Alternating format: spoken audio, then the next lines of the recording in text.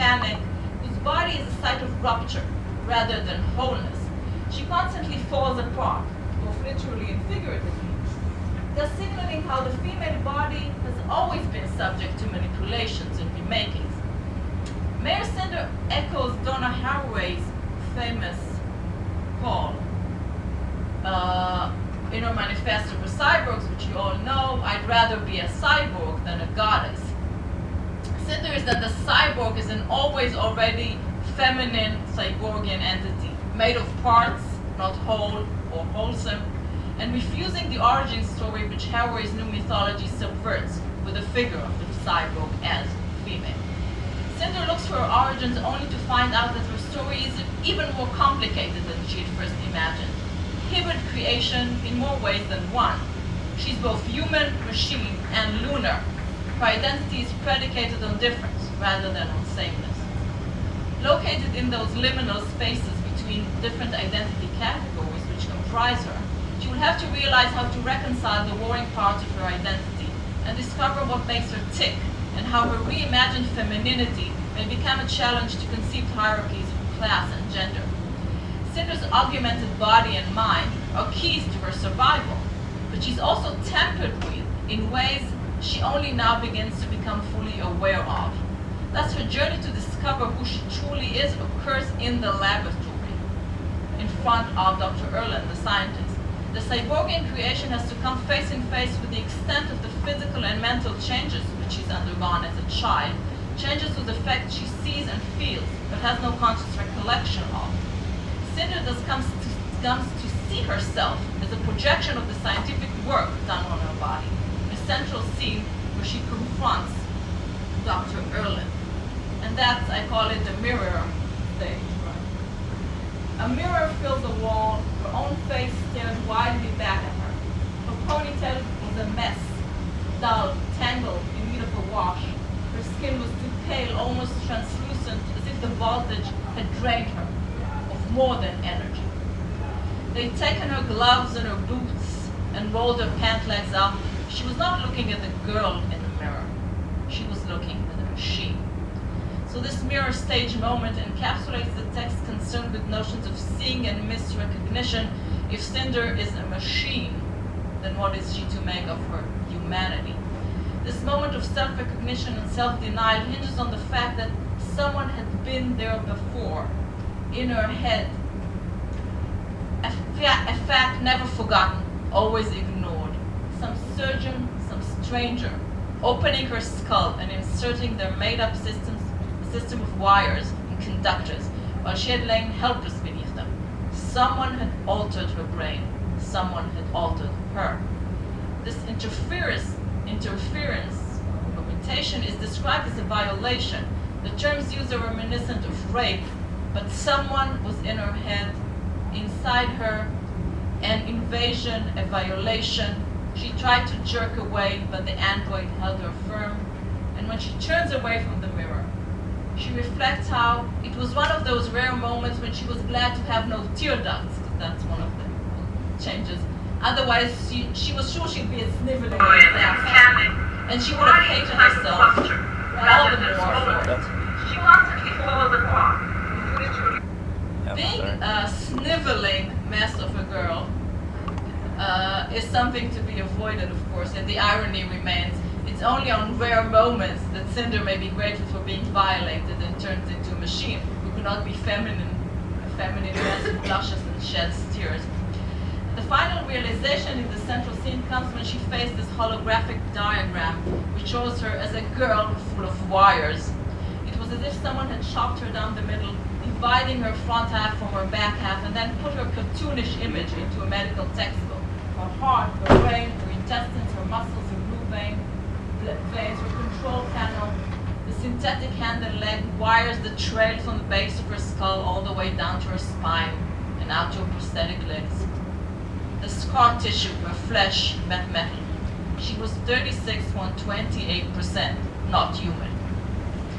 Mayor's tale definitely manipulates the origin story by maintaining some of the plot's key elements. We have the evil stepmother, the two stepsisters, a missing father figure, mistreatment of the heroine by the stepmother, handsome prince at the ball.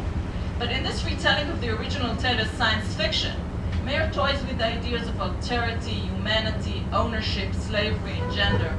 One such ingenious plot device is Cinder's envied companion and comic sidekick, Iko, whose malfunction provides her with a quirky personality and whose sardonic asides reflect Cinder's own suppressed thoughts and desires.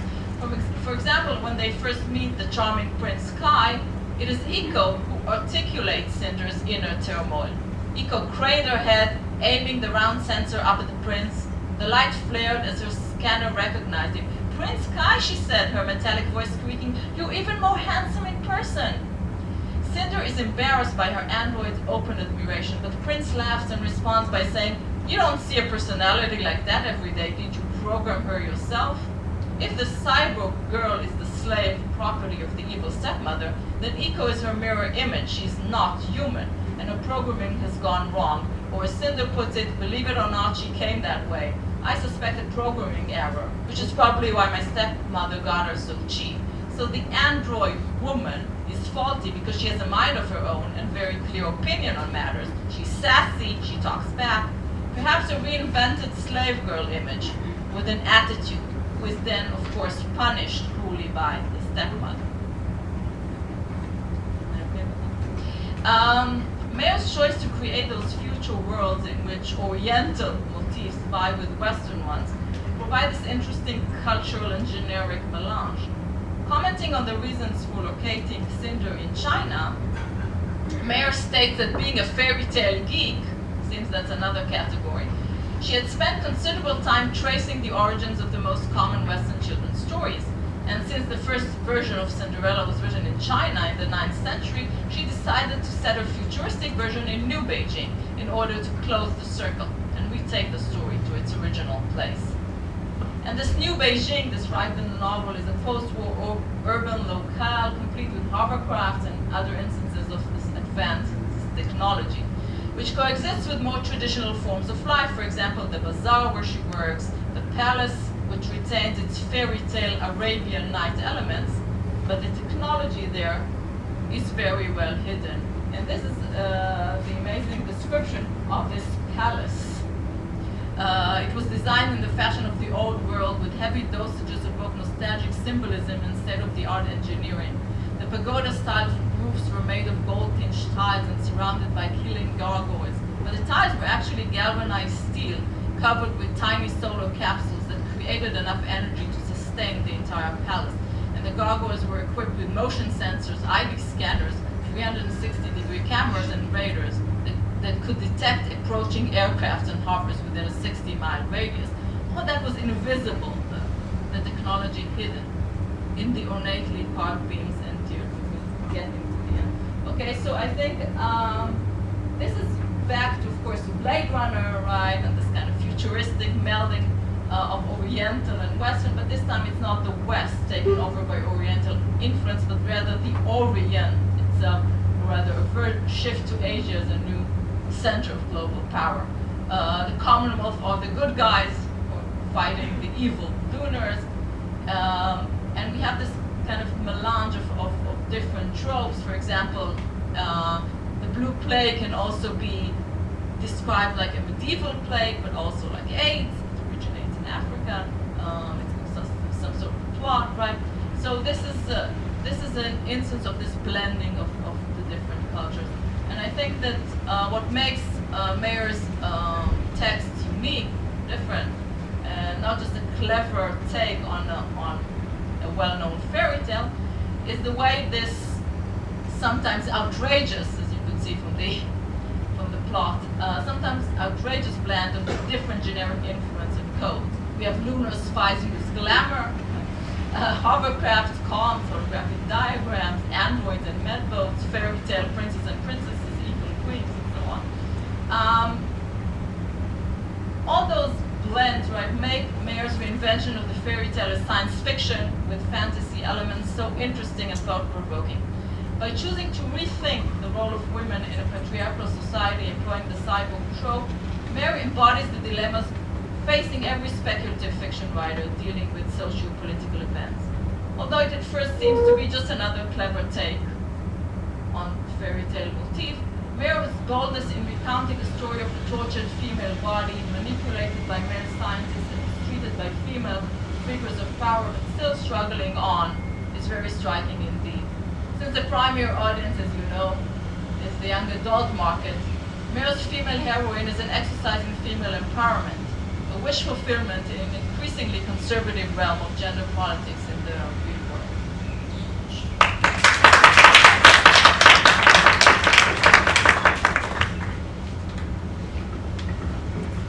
Thank you, Dr. Yael Maurer. Our next speaker is Michaeli. Grace completed her BA in English at Tel Aviv University and is currently an MA student at McGill University, researching Victorian sensational journalism on the Jack the Ripper murders. Grace will soon be publishing articles in Fanfare, the Journal of Fantasy and Sci-Fi, and in an anthology dedicated to the Harry Potter series. Her main fields of interests are urban fantasy, steampunk, and retrofuturism. And her talk today will be Steampunk, the Victorians, and Us, mediating the female body in Paul de Filippo's Victoria.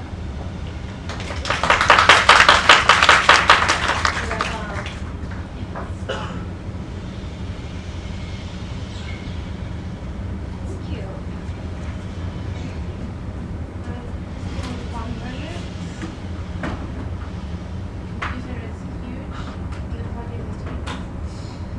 Okay.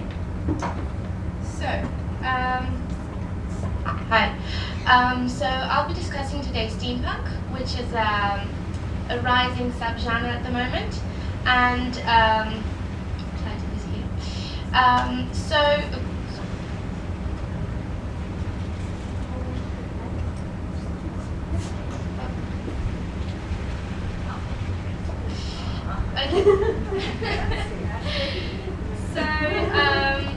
the steampunk aesthetic.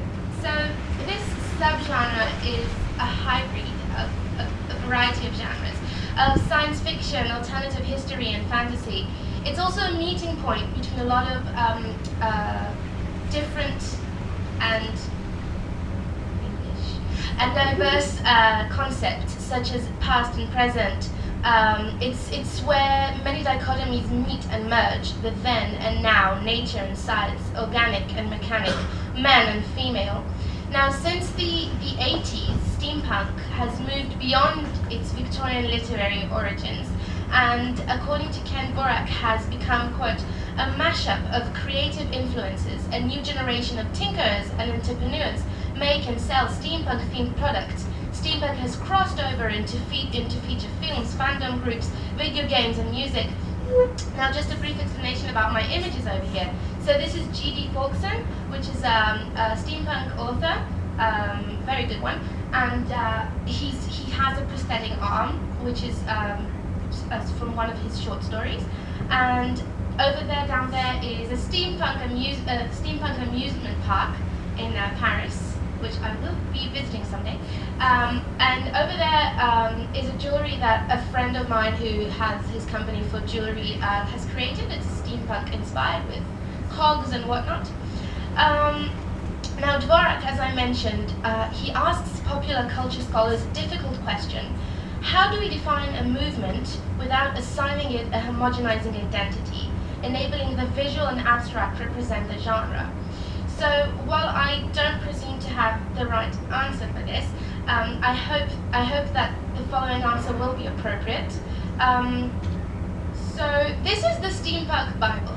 In case someone didn't know, which I didn't up until 2 months ago, there is a Steampunk Bible. Now, returning to my question, how do we mediate this visual and abstract concepts that form this genre? So the answer is somewhere in between, and I'll be reading this for a second. Steampunk promotes itself as more than just a fad of fashion, but a lifestyle, a philosophy, and a politics of presentation. Steampunk reveals a sense of awe combined with a sense of humor and a sense of complex ambiguity about the relationship between technology and society in portraying Victorian-style technology, often infused with 21st century sensibilities. Steampunk can also capture a consciousness of modern sustainability and imperatives. So if we accept steampunk as a social comment, as a lifestyle, a state of mind, and not an aesthetic, then we are able to read all its representations, both visual and abstract, as a part of its discourse. So it's not something that's outside of us. It's not a dress, a decor. It's something that we live and experience. By the way, this is also the reason that I have enormous amount of images in this presentation. So, steampunk. Steampunk is not only about imagining and seeing. It's about taking a part of something communal, being a part of a living body, feeling, touching, and experiencing the body around us. It mediates between the self within society and with regards to technology, a prominent issue in rapidly industrializing 19th century England. So this is also precisely why the human body is significant to this genre. Most, if not all, contemporary steampunk concerns the alternations of the human body, the modification of man into machine. Sorry, just 1 second. The modification of man into the machine. Okay, and the way in which we develop complex emotions to the machine. Now, here in the images, we see, first of all, by Jodie Steele, a very prominent steampunk artist. You can find her on Facebook. And this image is named The Heart of the Steampunk Romance.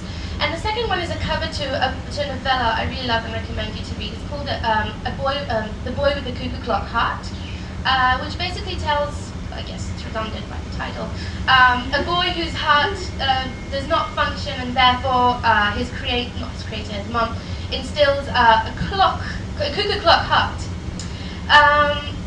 Now, the technology, as you see over there, is natural. It moves, it lives, it ages, it even dies. Unlike the cyborg, who, well, in most cases does not. Rather than offering a scientifically yet fictional and possible at the same time, like in sci-fi, like in the genre where we have science that does have an explanation, although it happens in the future, steampunk uses technology inside existing ones to reimagine and recreate functions and thus create a fantastical space. So for instance, we have stories in which epidural is used, epidural, an actual thing that we have for women in pain and labor, and it's used in different ways. So in that way, it's a fantastical aspect of it. Somewhat, well, in this way, it's not science fiction, it's science fantasy, so I guess you could call it sci-fi. This is an ideal Victorian England, one in which you can choose to construct yourself and your surrounding. Technology liberates you rather than constricts you. The masses are individuals aware of themselves rather than a mob enslaved to industrialization. This is a place where the individual matters. Now, I will be talking about a very specific text, a very tiny one, and there will be spoilers, sorry. So I'll be discussing the Steampunk trilogy, Paul de Fillipo's Steampunk trilogy, published in 1995. The first story is named Victoria. Now, just before I even start talking about the story, I'd like to there was a reason I'm showing you the cover of the book. So, there's a big concentration on the number 3, which is also related to theology, creation, God, man. There's a bit of a God complex over here of creating, constructing yourself. So we see it's a trilogy, 3 stories, 3 images, and all of them are constructed by 3 body parts. So we have this little play on the complex, which is a huge theme in itself. I won't be getting into. But I will offer you a short summary of the story so that it would make sense what I'm talking about. So we have an orphaned and young inventor by the name of Cosmo Copperthwaite deciding to mutate a newt, a salamander, more precisely a hellbender. Don't worry, I'll show you a picture later on. I did not know what that is. He modifies her into a woman, which actually relates to what Livron was speaking earlier, the insect women. And a woman that will submissively fulfill his every need. He names her teasingly Victoria. However, he did not know that she would be sexually insatiable and regretfully has to place her in a brothel, in which she accepts as many men as her appetite allows. In the meantime, the Prime Minister, Melbourne, tells Cosmo that the soon-to-be coronated Queen Victoria has disappeared, and he requests to borrow the newt, since he needs a mannequin, because if he uses a regular girl, he'll have to assassinate her, obviously. and the newt sits on the throne with very few to little encounters with the outer world. Cosmo and the Prime Minister continue searching for the Queen. In his searches, Cosmo encounters a woman by the name Otto Cornwell, who saves women who have been abused by men and offers them shelter. Cosmo falls in love with her immediately and she refuses him. Later on, he finds Otto in a brothel, revealing that she prefers women. Heartbroken and somewhat hypocritically revolted, let's face it, he wanted to make love to Salamandra. He finds in one of the rooms the lost queen in a brothel, Queen Victoria. She is stripped down of all her titles and clothes and is in the room by choice. She wants to learn all the secrets of the bedroom so that she can please her new king, Albert. She reveals that the Prime Minister put her there, and all he's looking for her is a charade. Cosmo seeks for his abused newt, who seems abused to him only if used as a political manipulation and not when lying with dozens of men, and finds her in bed with the Prime Minister. Now, the end I will be getting to in just 1 second. So, I will be talking about the three main women. The newt Victoria, a salamander mutated into a woman. By the way, the picture is something I love. It has nothing to do with what I'm talking about. Queen Victoria and Otto Cornwell, which is the patron of this woman's shelter. Now, before I be getting into this, I would like to talk a bit about corsets. So, according to Julie Wask's text about the Pygmalion complex, in men's stories about artificial women, dressing them is a very important ritual. It's important because men are involved in cloaking the innocent creature, which has no idea that nudity is something bad. So that's why it's important to me to discuss this before I even get into the details of the characters. In 19th century, the restraints of the corsets define Victorian femininity. Women are supposed to stand still so that the corset will maintain their bodily shape. They can't move, it's painful. I don't know if you've heard women breaking limbs because of corsets. Women were able to tighten the corsets to the extent of having abortions of unwanted children. It was a very restrictive garment, and nothing demonstrates this tension between you can read it. And in steampunk, in most steampunk texts, we have the corset, as you see in this image, worn on top of the clothes. It's actually outside. It's enabling women to reveal and express their sexuality. It becomes from a method of constricting women in something that liberates them. Now, just give me a minute, please. Now, basically what happens in the story with the corset and the clothes is that there's a blurring of this binary that we have in Victorian times of the angel and whore, the angel in the house or the whore in the brothels.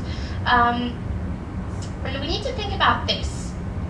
For the newt, thanks to a good corset and a wig, she resembles the young queen and exists only for men's pleasure. However, when we go to the real women, the corset becomes something a bit else. For the queen, she lies back in Covers' throne, wearing the sheerest of poignures. Her bust and hips were full, ready to show the children she was about to bear. For Otto, whom he finds in the brothel later on, she fills the rumpled bed with her naked body. She wears only her features of her betokened sexual satiation. Cosmo is confused, and so is the reader. The corset symbolizes different types of femininity for women of different eras. For Queen Victoria, an actual woman from the 19th century, removing the corset is subversive and revolutionary. However, the newt is a product of the 21st century imagination. She does not belong in this Victorian world. The corset makes her a legitimate part of society, which challenges the complex power relationship between man, science, and technology. There is an actual mutation sitting on the throne. Now, while Otto does not influence the main plot, in the sense that she does not bring the author any closer to finding the lost queen, she teaches us more, though, about the image of the body. This is just a very grotesque expression, not grotesque, a very long description of what she looks like for the first time he sees her. So she appears to be wholesome, strict, and not slightly sexual. We have pieces pieces of cotton revealed of her clothing. She's a very womanly woman. But he's immediately bewitched by her and proposes the very next day.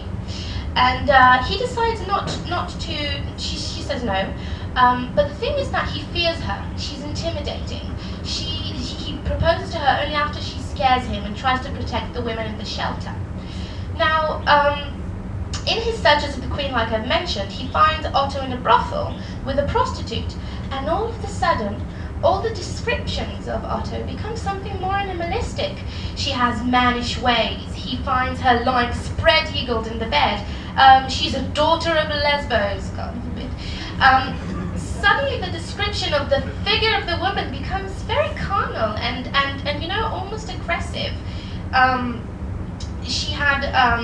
Otto finds her sexual orientation, Cosmo finds her sexual orientation to be perverse. He is appalled and refuses Otto's compassion, who strangely enough decides to console him about her sexual orientation. This is a moment of society's hypocrisy, both 21st century and 19th century. This is a world in which a newt can sit on the throne, but a lesbian woman is twisted and perverse. A world in which choice, especially of our bodies, is limited and always questioned. The newt and the queen lie with hundreds of men, which is legitimate because they were controlled by men who put them in this position to begin with. Now, Queen Victoria. So, Queen Victoria is a very public image. We all remember her due to sexual repression. Now, as soon as she loses her husband, she constantly wears mourning clothes. She's seen as she's known as the woman to say, lie back and think of England. So this is the image that we remember. However, before King Albert died, we have this Victoria, a very sensual Victoria, who ordered this portrait of herself for her husband's birthday. And all of a sudden, she doesn't look motherly at all. She doesn't look the mother of the nation. She looks nothing but. And all of a sudden, we go into this Pygmalion issue. So, not in the original myth, but rather in the variation of the play in 1870, Pygmalion has a Galatea, which is a woman that he constructs by the image of his wife. This woman is an improved version of his wife. She's silent, she's obedient, she's not vindictive, she's very compassionate, very passionate, very sexual. And this is basically what happens here. But from what does he construct this imitation? Well, he constructs this imitation from a hellbender, a newt, which has breasts, hair, very slick and thin. This is a huge explanation of her. I'll only be mentioning for a second the most important parts because time is limiting. She's a pitiable thing that seems to thrive on physical attention. She has a fine, slick epidermis. He's taking her pulse, and he was astonished by the fragility of her bones. She needs maintenance because she eats flies and people have to wet in her skin. This is not a sexual description in any way. It's rather disgusting. Now, Drew Pagliassotti defines this novel as a part of the steampunk romance with elements of the steampunk erotica. He divides this genre into three categories. But in this genre specifically, in Fillipo's case, he observes that in this postmodern, post-human world, relationships with people may rely upon relationships with technology. And relationships with technology may be as emotionally laden as relationships with people. Steampunk romances acknowledges both possibilities. Eventually, more often than not, the creator will choose the relationship with his Galatea, over human beings, which suggests, according to Pagliassotti, that the relationship with machines, or muted creatures in this case, might be easier and preferable to relationships with humans. Although this type of romances try to prove that anyone can find love in this post-human world, in Victoria's case, this is a bittersweet ending. And this is the big drama I have a few minutes. Melbourne tries to keep the newt to himself, the Prime Minister, and pulls her, and her arm is then detached and remains wiggling in his hand. However, Cosmo tells him, "You have abused a helpless animal, and now feel the appropriate pangs. You may take comfort in the fact that Victoria will quickly regenerate her arm, and she still possesses that newt-like faculty." Yet, as soon as Cosmo realizes that she will heal herself, he's also met with a terrifying realization that he will have to live with his creation until the end of time. Kristen Stimson asserts in her chapter that the protagonist is then stuck with the creation he formed but no longer physically craved. He then ponders, can it be my honest desire to improve a lot of mankind? Is it really a kind of doomed hubris? Now, no trace of the veridical V. This is my final point. This is the very first sentence, not very first, but like one of the first sentences of this story in which they're looking for the queen. After the removal of the newt's arm in the end of the story, Cosmo wishes that her, quote, existence is not further prolonged by very many days. And yet in the final scene, decades later, Cosmo walks alongside the masses, following the queen's coffin down the streets. Quote, her coffin appears short and her body small. He grieves not only for the death of the queen, but also for himself, his fate, and perhaps even humanity. The newt walks beside him, and the final sentence of the story is, and as if in silent agreement, Victoria, the newt, pulled back her veil and snapped a passing fly from the air. At the beginning of the story, with the veridical V, we have to ask, after finishing reading the story, who is the real Victoria? The one that eventually passes away and is nothing more than a memory, and a wrong one at that, because there were two types of Victoria, or the one that survives and continues to live and eats flies from the air? That's it.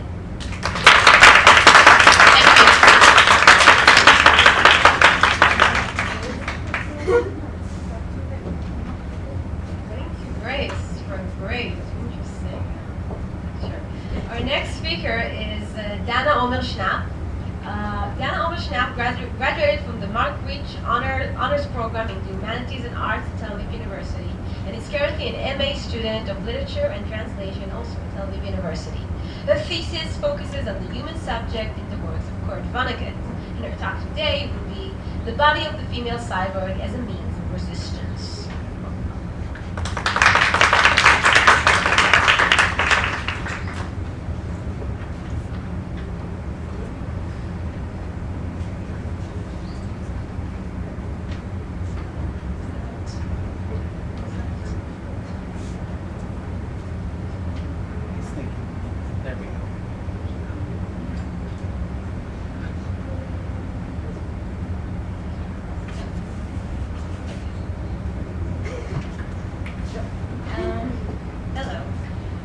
I would like to talk today about two films from the recent few years that present characters of female cyborgs.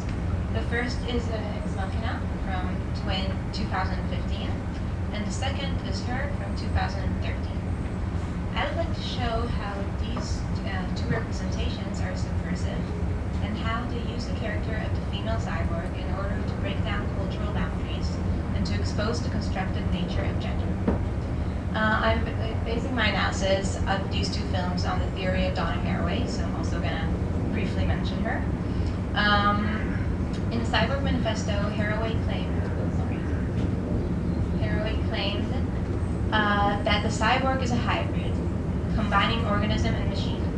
According to her, the cyborg has a revolutionary potential, since it can break down the dualisms on which the Western tradition is based, such as mind-body, culture-nature, and man-woman. These dualisms have been part of the practices used to control women, minorities, and in fact anyone who has been defined as the other in Western culture. Haraway especially emphasized the importance of the cyborg figure to feminist theory, since the cyborg represents the breaking of gender boundaries.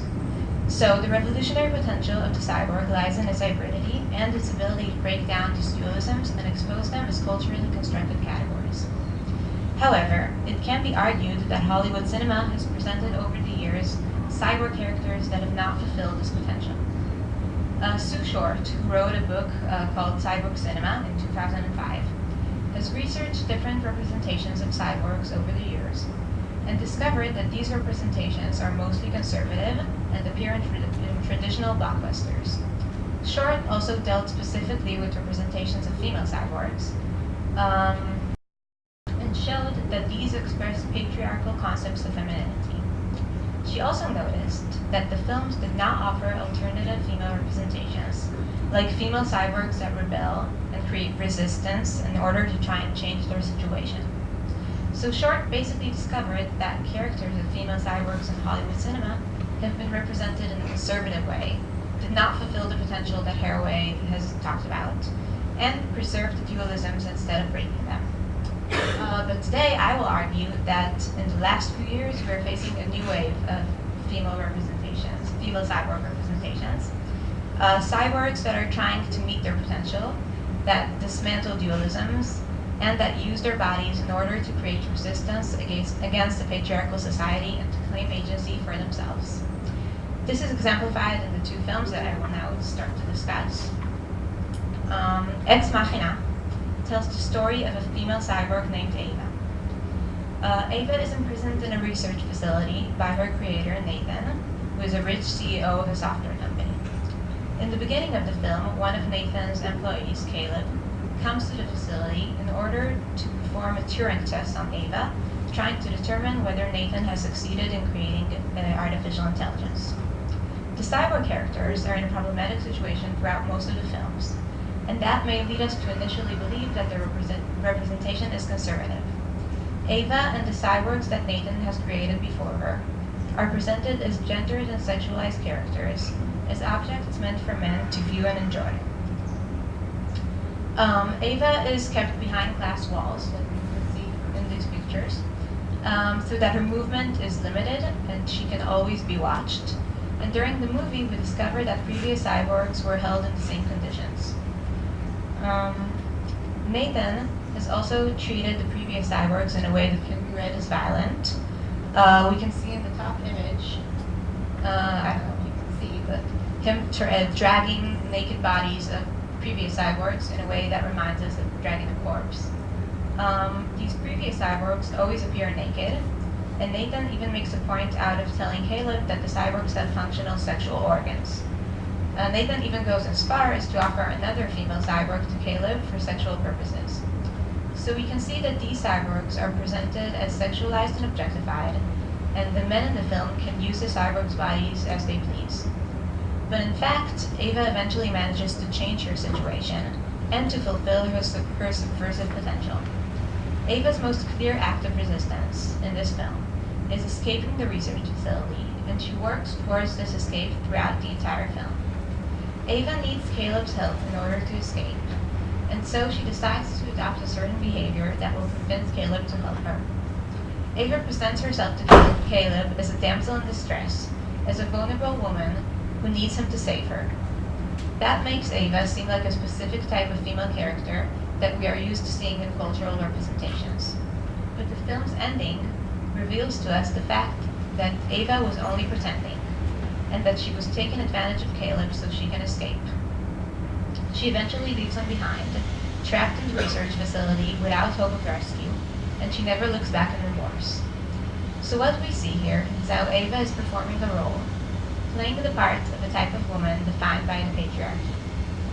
An earlier scene highlights the extent to which Ava is playing the part.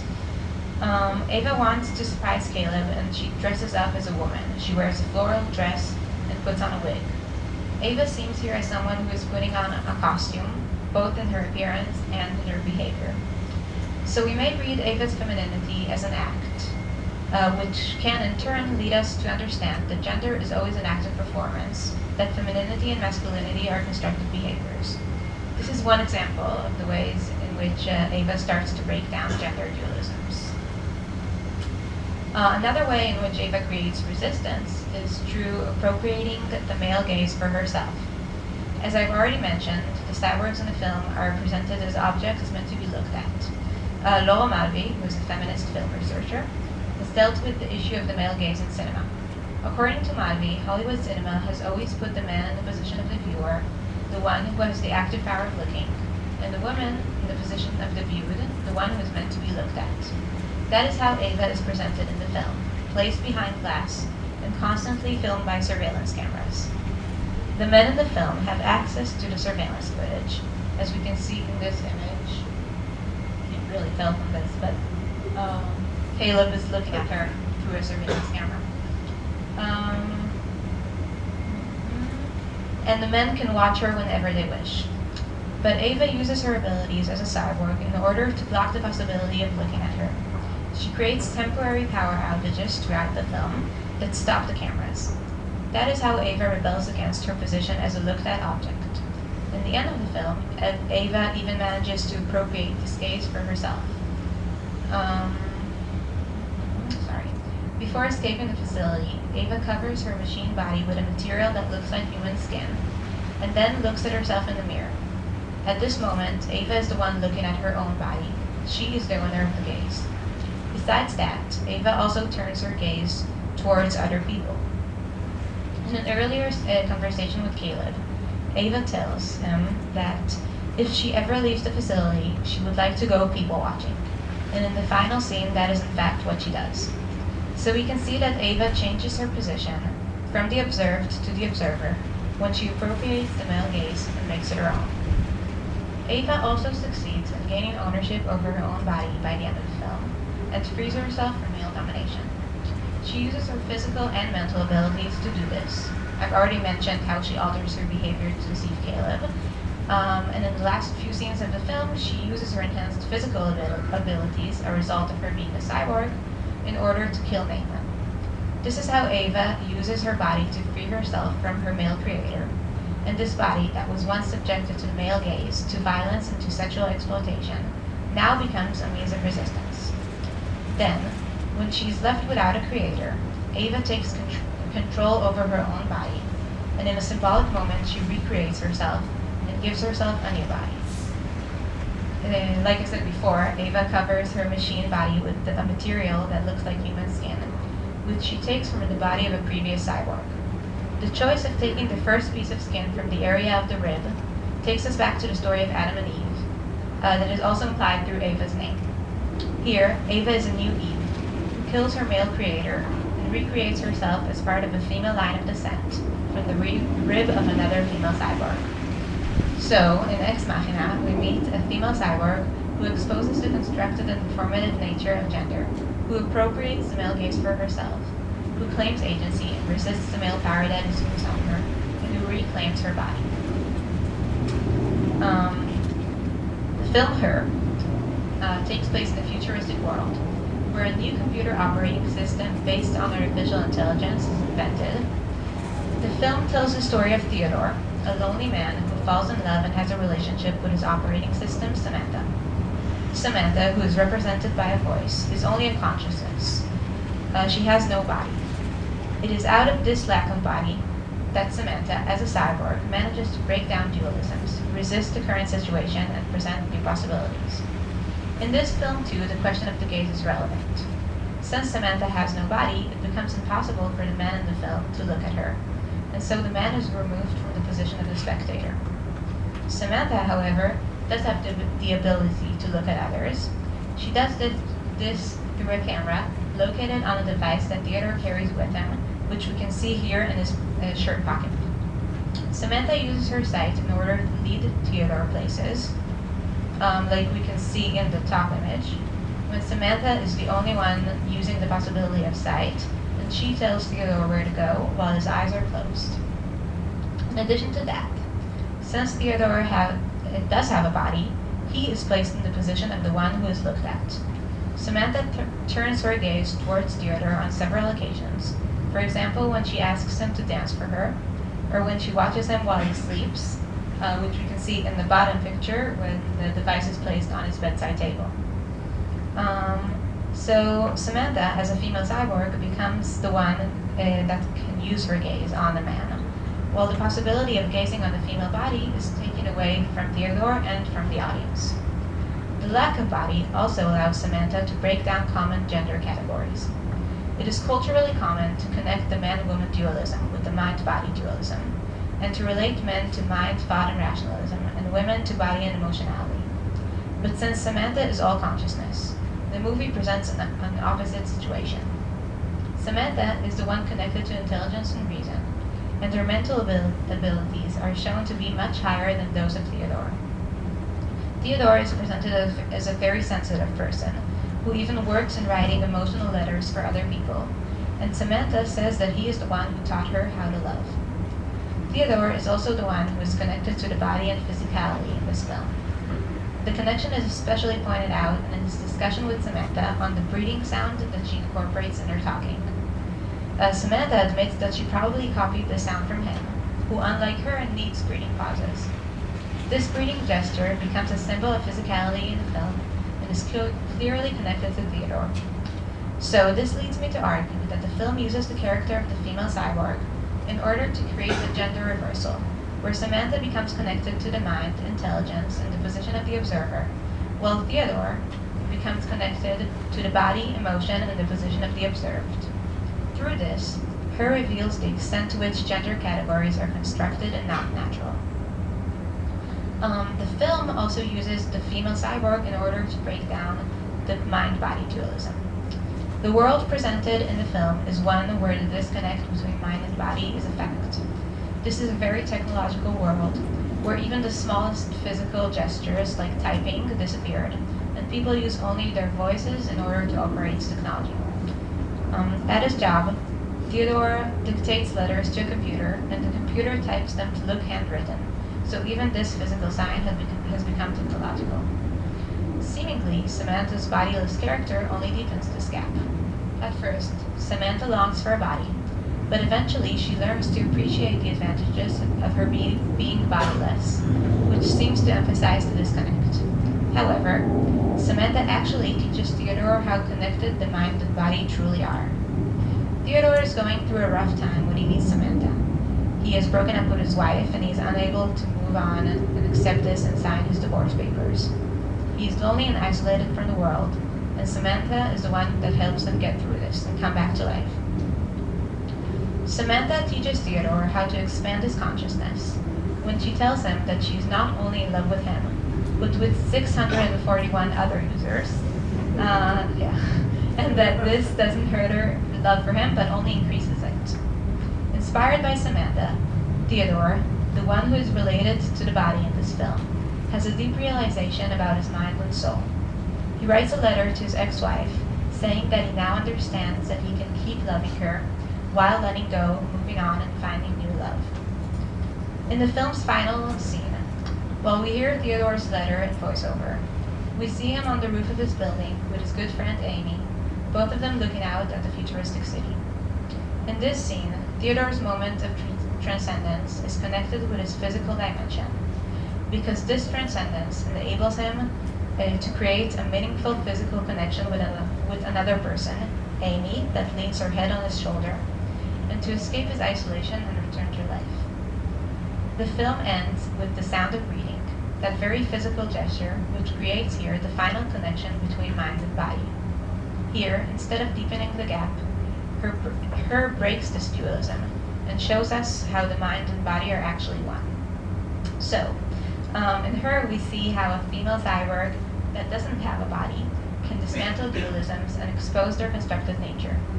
We also see how the cyborg can release the female character from the position in which Western patriarchal society has placed her, as an object meant to be looked at, and as the one always connected to physicality and emotionality.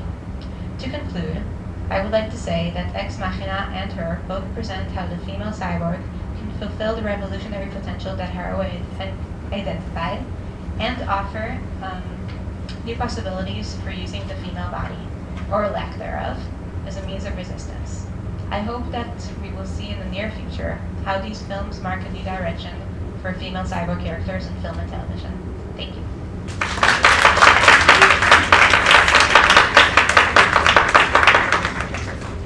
Thank you, Dana. Our last speaker is Raz Greenberg.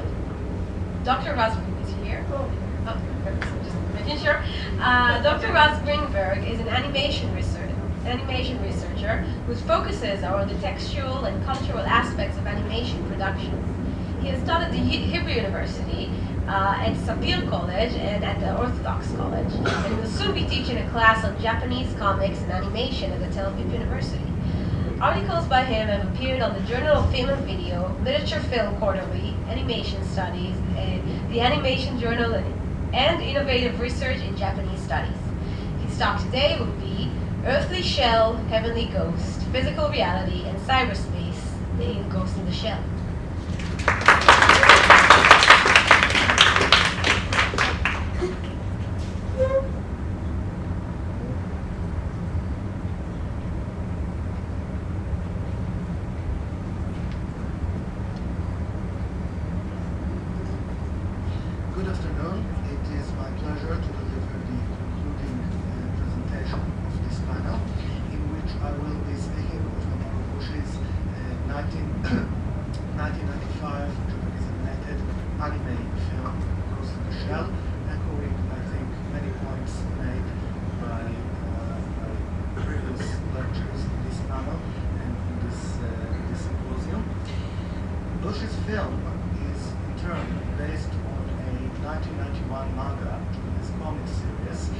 artist Osamu Nashiro, and much like its source material, it follows the exploits of a cyborg policewoman in the near future, especially adapting the original mangas, including chapters in which the heroine chases a rogue artificial intelligence. However, unlike the original manga, unlike Shiro's manga, which was basically a satire of the cyberpunk genre, Oshi's film is a dark and serious drama that is actually considered to be a key text in cinematic cyberpunk. It's a very, very influential film, especially visually. It has been cited as an influence by the Wachowski sisters for their 1999 seminal film The Matrix. It also influenced Ex Machina, the film discussed in the previous presentation. Most recently, its influence can be felt on the much-hyped television series Westworld, and a Hollywood live-action remake starring Scarlett Johansson is scheduled for release sometime next year. One of the film's major themes that made it very, very famous is its discussion of body versus identity in the cyber age. But what I'm about to argue in this presentation is that this discussion is actually a retelling of a much older story using the cyberpunk vocabulary, and this is the story of the Heavenly Woman. Now, the Heavenly Woman is a very common archetype in both manga, Japanese comics, and anime, Japanese animation. Basically, the story of a woman of some otherworldly, heavenly origin who tries to fit in with normal earthly human society and usually fails. The most obvious example of heavenly women in Japanese comics and animation is an entire genre of films called Magical Girls. Stories of schoolgirls, usually in the modern world, who have extraordinary magical, technological, alien powers, who try to hide their true heavenly identity, but eventually must resort to using their powers. But the traces of the heavenly woman archetype, the roots of the heavenly woman archetype, can be found much earlier in Japanese culture. For example, in an entire genre of Japanese fairy tales, which psychoanalyst Yael Maurer has recognized as the Forbidden Chamber stories. In the Forbidden Chamber stories, a woodcutter finds a magnificent house in the woods. Inside the house is a beautiful woman who promises to marry him, but asks him not to go beyond the entry hall of the house while she has to leave for a short while. The man promises, but of course breaks his promise as soon as the woman is gone. And what he finds in the other rooms, there are variations. Sometimes he finds treasures representing the beauty of nature. Other times he finds rotting corpses. But the end result is always the same. The woman reappears in rage of the man who broke his promise and then disappears alone with the house. Kawaii has traced the roots of the Forbidden Chamber stories to the very story of creation from Japanese mythology.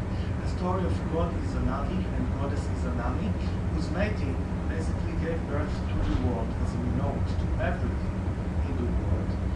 But when Izanami gave birth to fire, her body burned and she died. And Izanagi, not willing to accept the death of his wife, followed her to the underworld to ask her to come back to the world of the living. Upon finding Izanami in the underworld, she asks him not to look at her while when she discusses the matter with the gods of the underworld, and Izanagi promises, and much like our woodcutter, he breaks his promise, seeing his wife's burnt, decayed body, and Izanami, much like the mysterious woman in the woods, is enraged at her husband for breaking his promise. She starts chasing him, and he manages to escape the underworld, sealing the passage between the underworld and the world of the living. While back in the underworld, on the other side of the rock, Izanami swears that she will kill 1,000 living beings every day, and as a response, Izanagi swears in the world of the living that he will create 1,500 living beings every day. So there we have the first duality in the character of the heavenly woman. On one hand, she gives birth to all life, to everything in the world. She is associated with treasures representing the beauty of nature. But on the other hand, she is also related to death and decay. The first literary work in Japan to feature a heavenly woman gives another important duality in the story of this woman. It's a work called Takitori Monogatari, the tale of the bamboo cutter, published in the 10th century, written by an unknown author. Again, we start with the woodcutter, who finds a beautiful baby girl in the woods, a girl who radiates lights. He brings the girl home and raises it with his wife. They are a childless couple. The girl grows up to become a beautiful woman, courted by the country's mightiest warriors, nicknamed Kaguya Hime, the Shining Princess. And each warrior proposes to her, receives an impossible task to perform, and they all fail their tasks. She's not willing to marry any of them. Eventually, she befriends the emperor himself, and he also proposes to her, but she rejects him, finally telling both him and her parents that she must return to the moon, from which she came, exiled for unspecified crimes. The emperor attempts to stop her from going back to the moon. He fails, and the story ends with Hime returning to the moon, leaving behind the elixir of life. But the emperor refuses to use it, burning it, because he sees no point in living now that his great life is gone.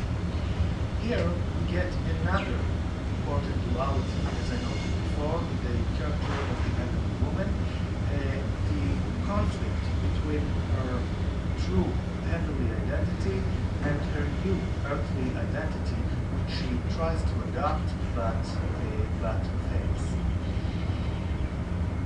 The tale of the bamboo cutter, along with the Forbidden Chamber stories and their mythical origins, provide us with a sort of a template for many stories of heavenly women, including modern stories. These stories usually begin with falling from heaven. The heavenly woman arrives on earth. She adopts an earthly identity, attempting to live normal life among earthly beings, but eventually her heavenly identity comes up. She can't ignore her heavenly identity, and it is usually represented by the Forbidden Chamber, an object or another element in the story which represents this identity. Finally, the heavenly woman must return to heaven, which is usually described as a dead place, as opposed to the earthly realm, which is a place of the living, and she is usually followed by a male character who attempts to stop her from going there.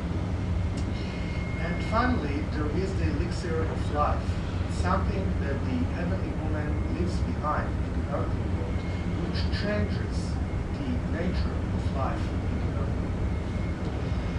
Now, if we look at Ghost in the Shell, here with spoilers, the film begins. How long will we Okay. The film literally starts with the heroine falling from a very high place on her way to perform an assassination mission. But even more interestingly, is the film's opening credits. I'm going to show here.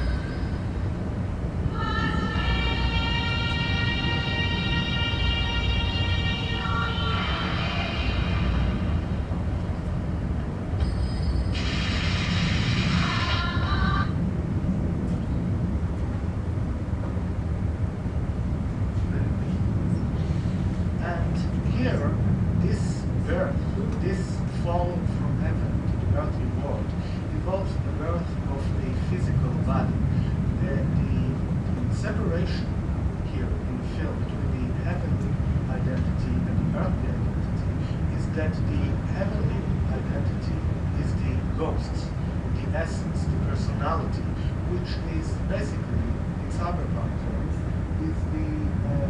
is information, while the shell, the earthly body, is the physical existence.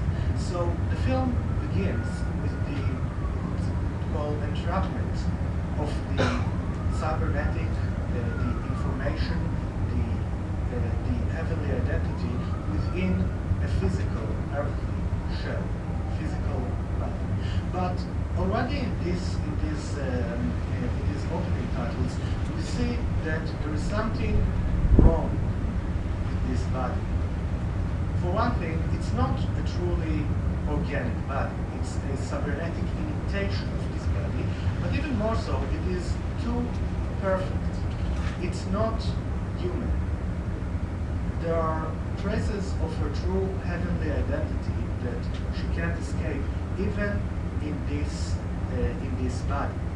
And throughout the course of the film, the conflict between the heroine's earthly existence and true heavenly identity grows. The heroine, on one hand, is attracted to the cyberspace, the heavenly realm of pure information. On the other hand, she feels that she cannot really exist among the earthly physical population, as can be seen in one of the film's most beautiful, most famous and most beautiful sequences. I'm going to show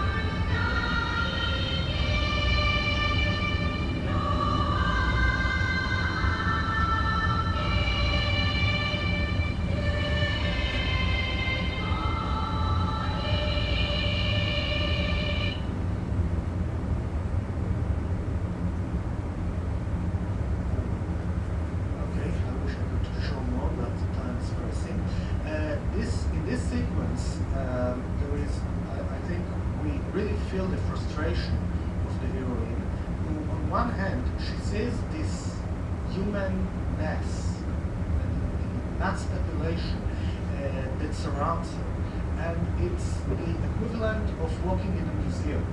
She can look, but she can't touch. She doesn't feel like she belongs there, and there's a real trauma when she sees probably a human person who looks exactly like her. And this corresponds with an earlier scene in which she speculates, okay, so they modeled her body after an existing person, but what if her consciousness, her ghost, never existed to begin with? What if she's a completely made-up person? And her doubts are strengthened by voices she hears calling her to go into the world of pure information, the cyberspace. This is a forbidden chamber. And when she finally does that, kidnapping the body in which the AI she chased was trapped in, and connecting with this body, with the help of her male partner, follows her to the underworld. Here, she discovers, while having a conversation with this artificial intelligence, she discovers that this artificial intelligence feels equally incomplete, that her heavenly cybernetic existence is equally empty. And the film ends with an interesting twist on the elixir of life when the heroine accepts the artificial intelligence's offer to merge with her own consciousness and be reborn in a new body that basically combines the advantages of both the earthly shell and heavenly ghost. And this is while the heroine felt incomplete, imperfect while the film. Now she feels perfect. Now she represents the new evolutionary stage that brings the best of both the information and the physical, the earthly and the heavenly. And the film concludes with the heroine standing, watching the huge city she just traveled, and saying, "And where shall I go now? The net is vast, limitless. The elixir of life, a new stage in evolution." Thank you.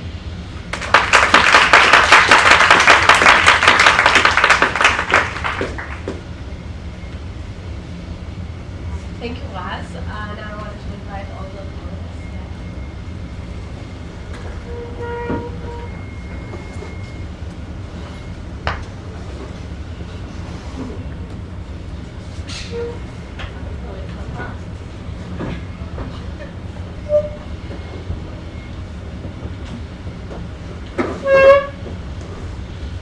Hi. So thank you for a fascinating panel. Let's start us off with a question, and I hope you all have questions. I wanted to ask about the female cyborg and the female artificial intelligence. The choice to make that artificial intelligence female. To me, it always, again, this million comes up again. It's always the perfect woman. And though I think some of the things we just discussed deal with that, they deal with the question of the perfect woman. Some of them don't. And it repeats again and again. I just want a general, what do you have to say about that?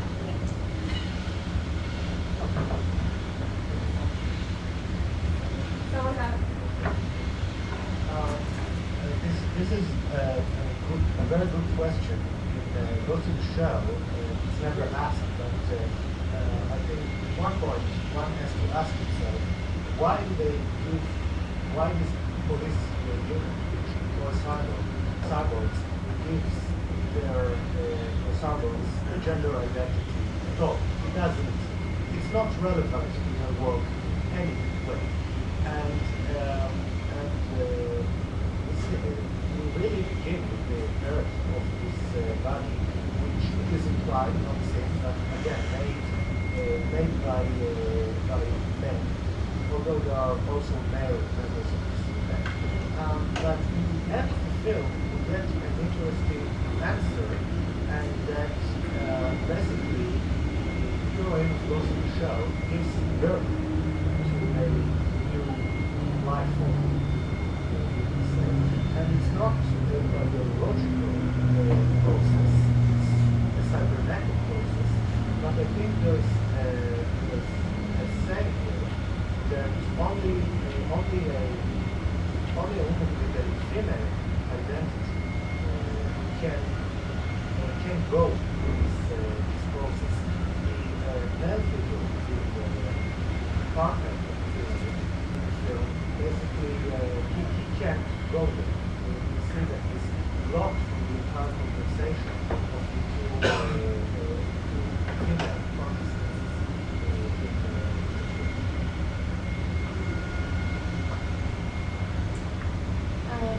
With regard to the text I'm working with, the question is not whether to create a woman or a man because he needs someone to complete him. But if we assume to begin with, going back to the God complex, that God is a man, then God creates women. So I think there's no issue of choice as to which gender to create. If the man is the creator, then in most cases, more often than not, the creature will be a woman. So it's some sort of...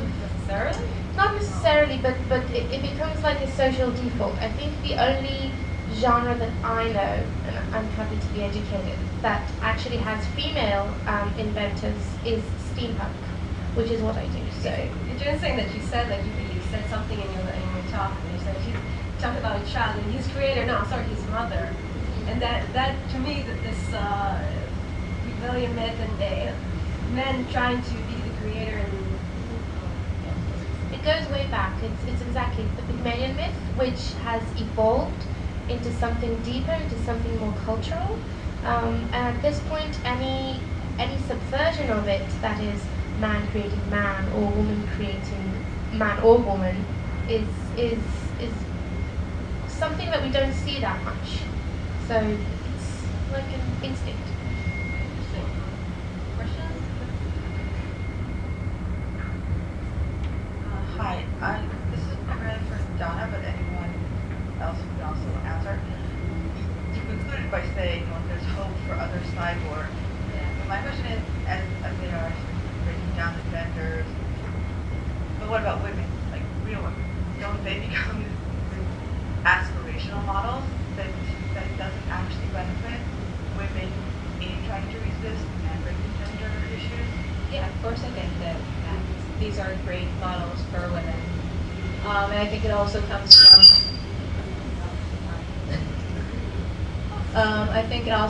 from women, from the fact that more women are trying to break down these boundaries in real life, that these representations arise and show cyborgs that resist. I'm saying it comes from both directions. Also because there are cyborgs, more women see these films and they learn from this, and also because more women resist in real life, maybe that's why we have more female cyborgs like this now.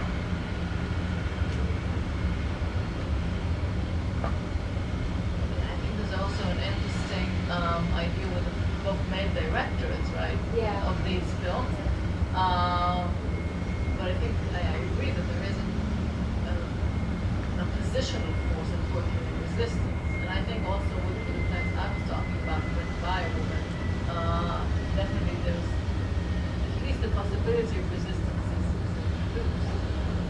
Albeit, of course, within a fictional realm, so it's always a problem. Haraway talks about a post-gender world, yet many critics say that her cyborg really is a girl. So it's duality.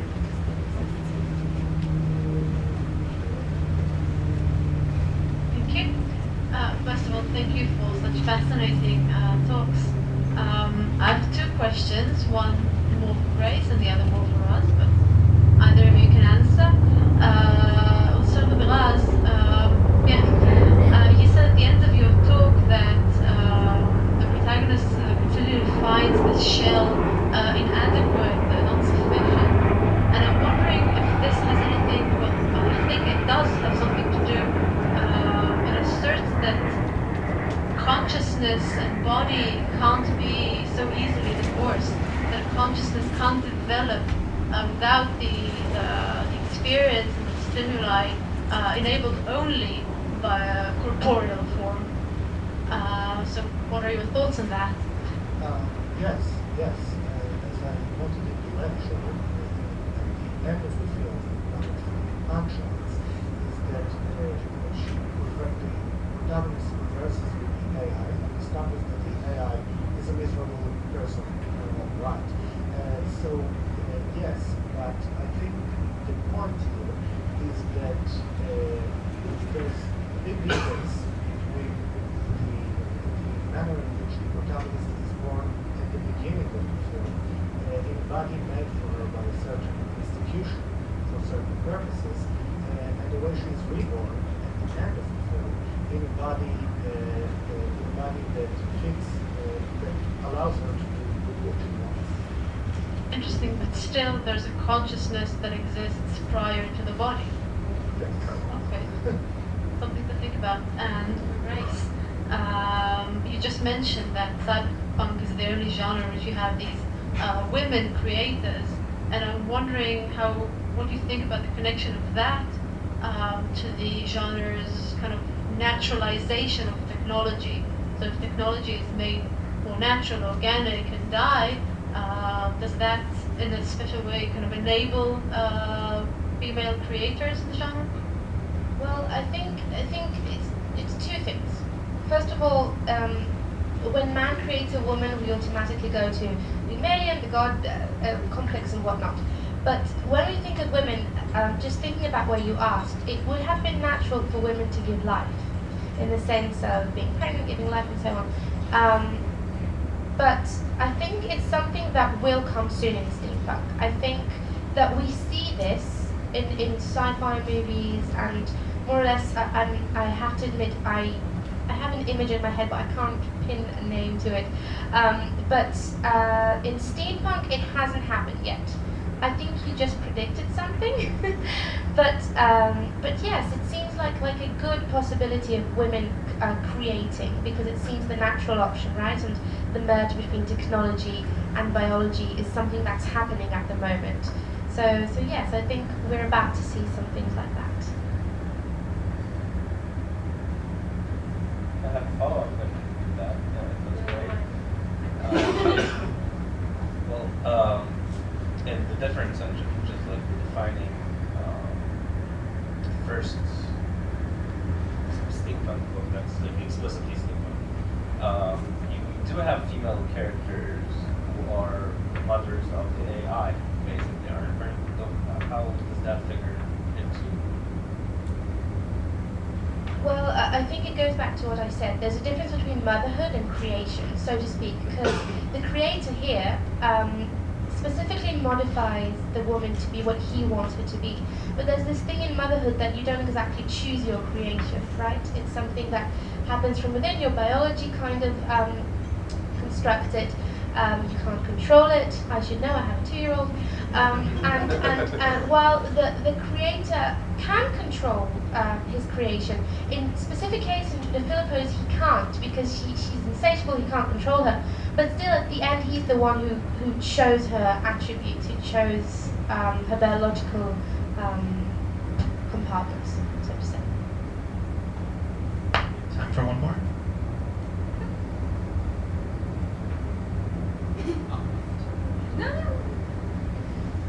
אפשר לדבר בעברית? דווקא זה מכוון למי שדיברה על אקס מכינה. אני גם ראיתי את הסרט וגם היה לי דיון על זה עם מישהו, כי הייתה לי את אותה פרשנות של העניין שאיווה בעצם מתגברת על יצרה ובעצם מנכסת את עצמה את הגוף שלה, ודווקא לא הייתה פרשנות אחרת שבעצם אנחנו בכל הסרט רואים את זה ככה ואנחנו מכוונים לראות את זה ככה, ובסוף כשאיווה נוטשת את נייתן במוסד וגם אנחנו רואים אותה מסתכלת על זרם האנשים ברחוב, ואנחנו מבינים שהיא משהו מעבר לתפיסות שלנו ושהיא משהו שאנחנו לגמרי לא מכירים. אז מה יש לך להגיד על זה?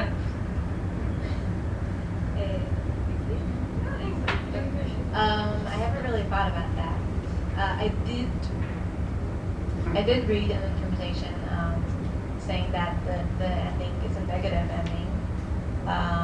That we see her as like turning into this villain at the end, which I don't agree with, because the feel that you get when you watch the movie, the ending has this feel of catharsis. It has a feeling of a lifting moment when she goes to people watch. I'm not sure about that thing that she's something different. It might be. I haven't thought about it. Maybe what's interesting in the movie that we talk to so many people about it, everyone has their own perspective. I think it's so interesting because she's a woman who has been submitted by the man the entire movie, and then in the end she like overpowers him, but she's not a woman. She's not human. Maybe that's what the girl perceived as something positive, and the man perceived as something negative, because she's a subject the first time. Yeah, but at the end of the day, she's not a real woman. So you could carry on, but we don't have time, unfortunately. So thank you, everybody.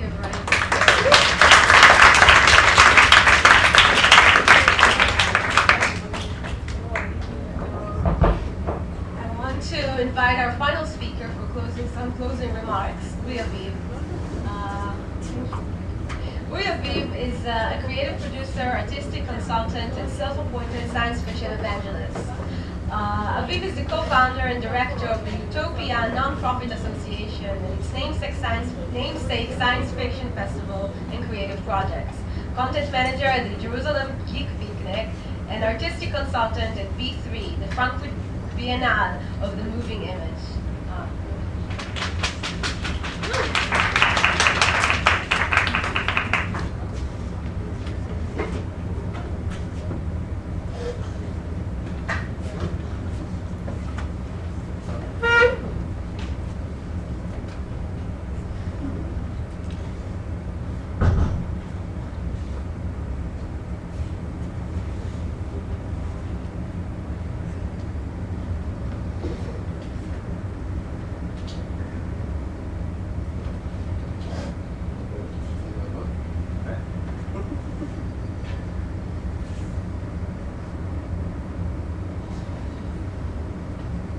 It works. Fantastic. Hello, everybody. My role will be that of platitudes and cliches, because I'm here to sum up things, I guess.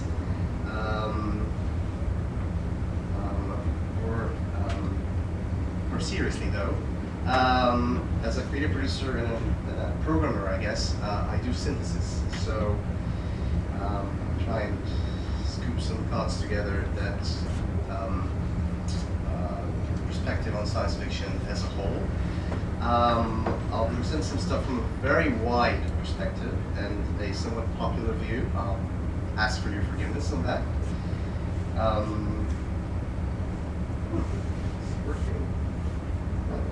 So this is me. My main goal with this talk is first and foremost not to keep you here for long. Secondly, though, assuming that if you're here, I don't need any to convince you as to the merits of science fiction. I'll try and give you a few tools to convince others, to bring them in. I consider this a diplomatic briefing, and I hope that you will venture out to the world as better equipped ambassadors of science fiction. So I'll start with I'll get through the basics, the obvious things. Science fiction is a highly creative storytelling art form, implemented through a myriad of narratives and aesthetics, and it's a source for unbound inspiration for designers, for tech entrepreneurs, for scientists. It's also a great way to engage kids with STEM education. It's a great way to engage the wider public with science, technology, and innovation topics. But I'd like to put all these wonderful traits aside and talk about science fiction from a completely different angle. I'm going to tell you a little story that first came to me through Adam Cooperman's. Was he here? He was here earlier, obviously. So I'll credit him with a nice anecdote that I'll be sharing with you. You may have heard it from him if he had given it here. I don't know. So I assume some of you know Slavoj Žižek, and I'll start with him. And it's an anecdote about an anecdote he told, actually. So this is him speaking at the OWS protests at Zuccotti Park back in 2011. And in his long speech, which you can actually hear on YouTube, I think, he tells a joke to the protesters that I'd like to retell to you right now. So it's an old joke from communist times. I'm sure some of you know it, but a guy is sent from East Germany to work in Siberia. He knew his letters would be read by censors. Obviously, he wanted to keep in touch with his friends, so he told his friends, let's establish a code. If the letter you get from me is written in blue ink, it is truthful. If the letter is written in red ink, it is false. After a month, his friends received the first letter, and it's all in blue. The letter reads, I got to Siberia, everything here is wonderful. Stores are filled with good food, movie theaters show wonderful films from the West, apartments are large and luxurious, the only thing you cannot find anywhere is red ink. So hold that in your thoughts for a second. In the past few centuries, science and technology have unraveled millennia of social constructs and eons of biology, and we all feel the implementation and the impacts of the digital revolutions of the past few decades. Over the same past 2 centuries, a new genre has appeared in literature as well as in design, discussing and engaging with those experiences. Developing side by side, science fiction has become science and tech's chief spokesperson, or one of its chief spokespersons, but also one of its greatest critics. For thousands of years, a conversation about the future was no different than a conversation about the present or the past. All that was needed was different tenses. Science fiction has become not just a highly creative storytelling art form, but a veritable necessity to formulate our ideas and converse about tomorrow. Science fiction enables us a linguistic and aesthetic vocabulary for a discussion of the effect of existing technologies and the dangers and possibilities inherent in as yet non-existing ones. Decades before law scholars and policy experts and politicians convened to discuss accidents by autonomous cars or the integration of drones and robots into military units and the rights of cyborgs, science fiction creators have been doing so with gusto. So, and this is where I come back to Zizek, because tomorrow's realities are obviously based on today's choices. And the science fiction vocabulary serves us not only for the unknowns of the future, but also for the hiddens of today. I'd like to suggest to you science fiction is not only our linguistic and aesthetic vocabulary for the future, a language that enables us to imagine different tomorrows, but also, and even more importantly, is our reading of today. World of scenario building, the what-if question, the basic framework for speculative and fantastic creativity, it brings science fiction creators to ask basic questions about the frameworks and structures of reality and society. Be it the nation state, I got here, a great list here. The nation state, the military, the corporation, the city, the family, religion, citizenship, democracy, police, justice, money, age, gender, sexual orientation, privacy, identity, mortality, all and many others have come under scrutiny and inspection by science fiction creators. Now, I won't lead us to the abstract, I'll give you a few anecdotes. They're far from the only ones. They aren't necessarily in a specific order. They're not necessarily the most important ones. It's just the ones that came to mind as prominent to me. My hope is that some of you don't know all of them, and that they'll be useful for you as ambassadors of science fiction. I'll talk a little bit more about robotics, and then I'll go through quickly future path capitalism, anonymity, crime, refugees, and space. Let's see how fast we can do this. So, there's no better way to start a conversation about the intersection of science fiction, technological innovation, social change, and language than the story of the robot. Now, I think I'm speaking at my home salon. Anyone doesn't know the origin of the word robot? No, wait, that would be show of hands who knows the origin of the word robot.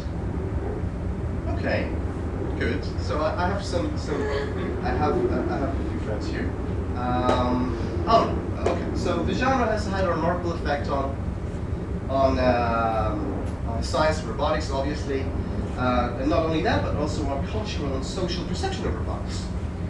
But let's start with the word itself. The word robot, first coined by Karl Čapek, Czech playwright, in his 1921 play, Rossum's Universal Robots.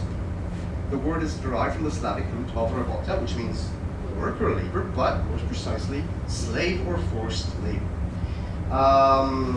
And in Čapek's play, these are artificially created slave labor that replace humans in difficult, dangerous, or monotonous tasks.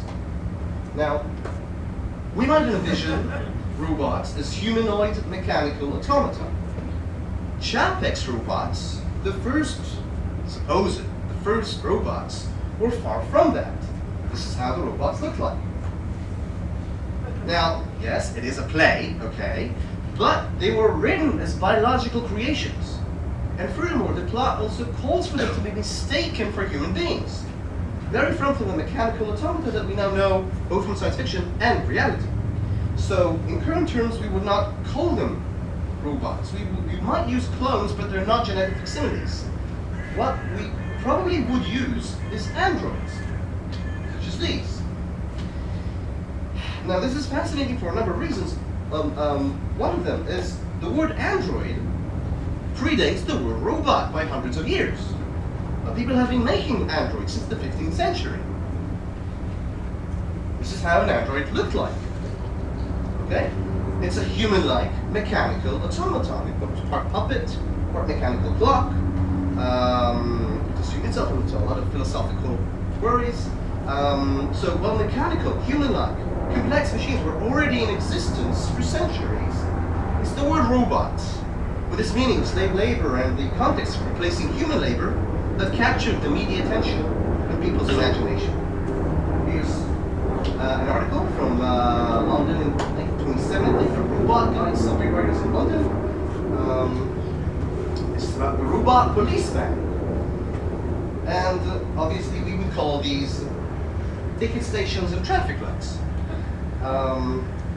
This is from South Africa, where they kept the original name. Čapek knew all too well the social constructs he was evoking, even if not all who watched the play were aware of the 1848 Robotnik uprising or the history of the robot patent. Now, the word robot persisted and entered the future, now present, vocabulary because Čapek spoke about the social, economic, political climate of his time. The assembly line treated humans as machines. Machines were replacing human labor, and not only in manufacturing. And Čapek's play came just in time to describe the technology, as well as the socio-political phenomenon and the mass psychological fear spurred by it. Why are we so robophobic, as Samuel L. Jackson in the RoboCop remake? Some of the phobia is inherent to the term itself, which is why I think we all should advocate for science fiction creativity that explores a more complex vision of our technological society. Less of Čapek's tradition of robot uprisings and us versus them, Terminators, Cylons, Ultrons, etc., and other rebellious robots, and more HALs, more Datas, more Tarzan cases, and more semantics. On to our second, third, and fourth, and so forth anecdotes, which would be shorter, I promise. Future past capitalism, a little anecdote that starts with this guy. So I became very attentive to what Yanis Varoufakis, the former Greek finance minister, has to say about the future of Europe, the future of the Eurozone. Very interesting stuff. And he's also very much, he calls himself a radical Marxist, I think, but also a libertarian. So he's very confused. And in his December 2015 TED Talk, he imagines a world beyond capitalism, as we know today, and refers to two diametrically opposing future scenarios, describing them, and I quote, as a Star Trek-like utopian society where machines serve the humans and the humans expend their energies exploring the universe, as opposed to a surveillance-mad hyper-autocracy, a Matrix-like dystopia. Why am I referring to these? These two visions of the future are so well known, so well defined, and powerful on their own, that they need no introduction or explanation to a global audience of leaders, and by proxy to all of us. As a science fiction evangelist, I'm proud and unsurprised that he chose these modernists to propagate his ideas, and I urge you to read into his ideas, not just for that, for the ideas themselves, but also because his writing is abundant in science fiction metaphor. So, onwards to perhaps one of the most well-known in recent memory words, V for Vendetta, the graphic novel by Alan Moore and the film adaptation by the Wachowski sisters. While with extremely different messages, both discuss the power of anonymity. The film is currently celebrating its 10th anniversary, and why am I evoking it? Because it actually gave the literal and virtual face to an entire movement, first and foremost based on anonymity. The aesthetics of that film. Let's move on. Another anecdote. A crime. And recall the 2004 Steven Spielberg film, Minority Report, starring Tom Cruise, based on the Philip K. Dick story.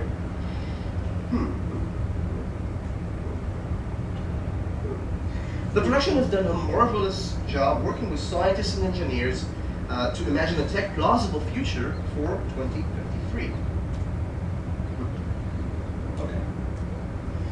Ubiquitous personalized commercials and touchscreens have arrived earlier than expected. Autonomous cars will soon be with us, but the truly interesting idea explored in the film is of course that of pre-crime.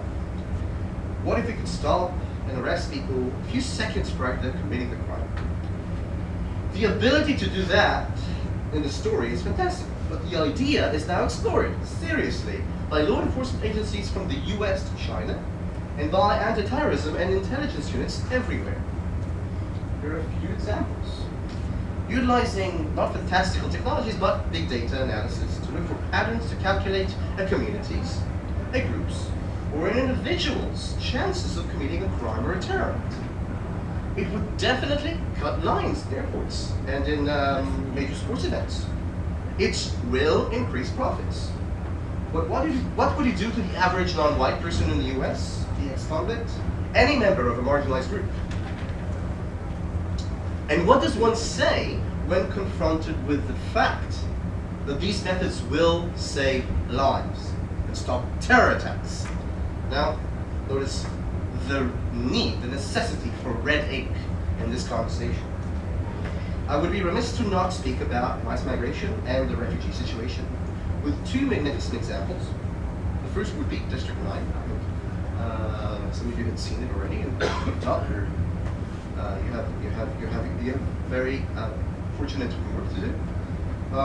District 9, 2009 film by South African Neil Blomkamp, takes the alien invasion story and turns it on its head, telling a story not about attackers or infiltrators, but about helpless refugees.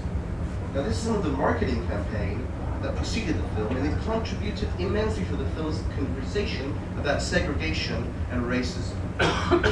This is its marketing campaign. The second film, The Children of Men, Alfonso Cuarón, 2006, a masterpiece both of cinema and of science fiction, I would say, asks a simple yet profound what-if question. What if all over the world, women stopped having babies?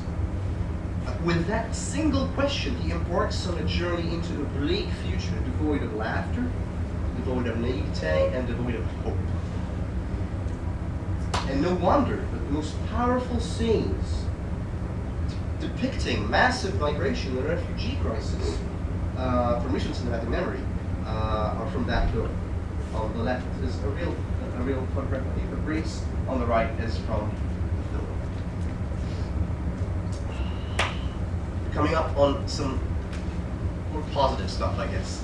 So, apart from Star Trek, the Star Trek Utopia, most of these visions are dark and pessimistic, and there might be a few reasons for that. One would be selection bias by me, because I'm that kind of person. But other than that, I would claim to you that we're all interested in what can go wrong with critique of how things are today. And we're not big on big positive visions of the future, unfortunately. And I guess even more importantly, or even more to the point, science fiction is storytelling. It requires conflict, so we'll mostly see utopias in philosophical essays and less in science fiction narratives. But for recent times, and I had to bring something to the table which has a positive outlook to the future, somewhat positive. So recent times, somewhat positive outlook towards the future and towards the human spirit. I offer to you, and I hope many of you have seen Interstellar, a sober and inspiring return to space travel, post our disappointments from the visions of the 20th century science fiction escapades and NASA missions. The cinematic return to the stars, Gravity in 2013, Interstellar in 2013, Martian in 2015, and I've not updated it yet for 2016, which has both the arrival and passengers, corresponds with new space initiatives of recent years. Elon Musk's SpaceX mission to colonize Mars. First human being should land on Mars in 2025. The Google Lunar X Prize gets us back to the moon. Peter Diamandis and James Cameron and a few others formed Planetary Resources, an asteroid mining company.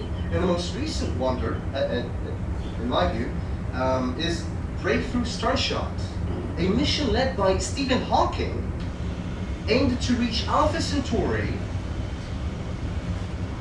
with unmanned micro spaceships in less than 40 years' time. That was supposed to be 100,000 years, something like that. So, to start summing up,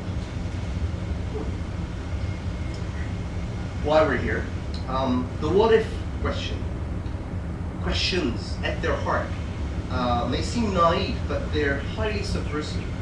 They maintain the possibility for possibilities, the radical notion that things can be different, and that it is within our power and reach to change them. The only way to discover the limits of the possible is to go beyond them into the impossible, Arthur C. Clarke, very well-known quote.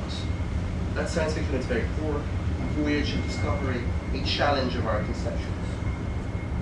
The aesthetic, from utopian treks through the stars to immense and terrifying cities, the gadgetry from flying cars to tricorders, the names of the works themselves, but most of all, the words and the ideas. Big Brother, Cyberspace, virtual reality, the computer virus, the atomic bomb, the technological singularity, Newspeak, Hive Mind, free crime, and the robot. All of these enable conversations that we were not able to have before about and with the scientific, technological, and digital revolutions. But even more importantly than that, they are the red ink which we so desperately need. And they are worthy of every academic, research, artistic exploration, and scholarly debate, as you've done today. And I guess this is my cue to invite you all to our Designing Tomorrow Idea Bazaar this coming Thursday at Romana House in Tel Aviv for continued discussion. Thank you for having me.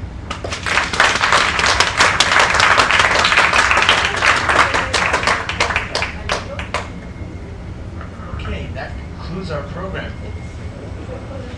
Words of thanks.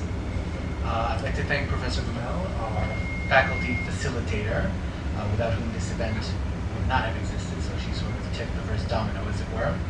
I'd like to thank the members of our organizing committee, Orin Posner, Adam Mitzion, and Anat Karolin for going above and beyond for making this the most successful symposium we've had so far. Thanks to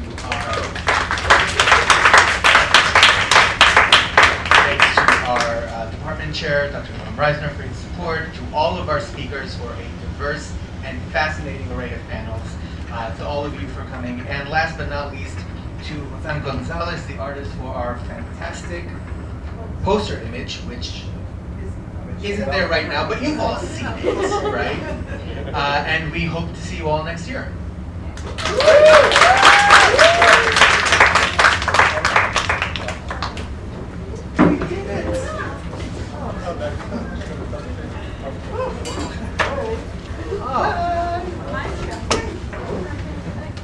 Before we do anything else, Anat. Selfie time. I wanna stop the... Oh, yes.